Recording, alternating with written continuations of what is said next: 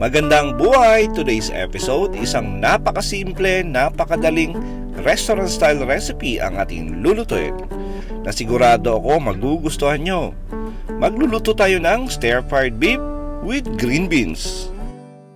At umpisa na natin, maglagay lang ng konting mantika sa ating kawali na paglulutuan, tapos sangkutsa muna natin yung ating bawang. Siguro mga at least mga 20 to 30 seconds. Tapos sunod na natin yung ating sibuyas, at yung sibuyas naman natin ay hiniwa lang natin yan ng maninipis.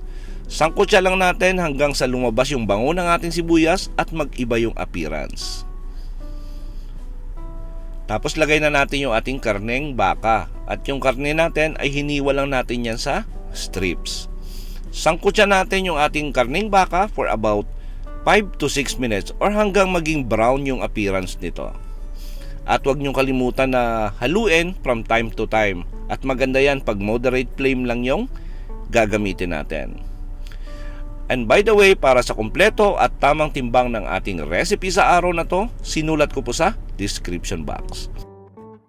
Lagyan na natin ng mga seasoning, lagyan natin ng soy sauce, tapos lagyan din natin ng oyster sauce. Tapos haluin muna natin.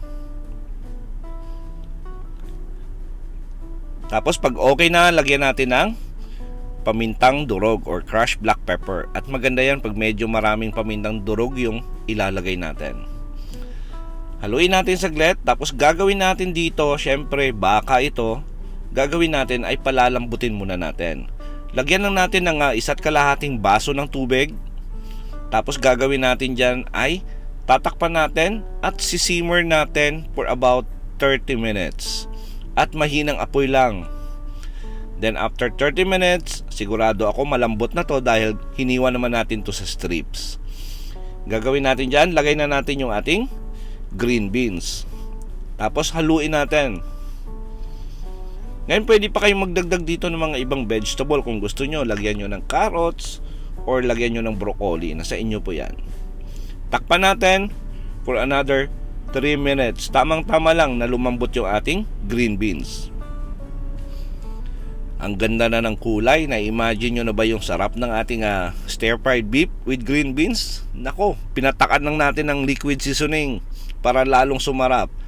Tapos gagawin natin dito, toss lang natin, haluin lang natin ng maigi. Simmer natin for another 30 seconds. Tapos gagawin natin dyan ay ililipat na natin sa ating serving plate at pwede na natin i-enjoy yung ating stir-fried beef na nilagyan natin ng green beans.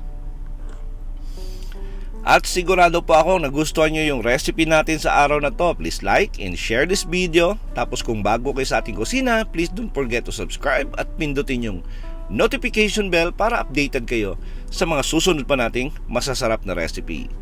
Salamat sa panonood at ito ang Kusina ni Dan Levy.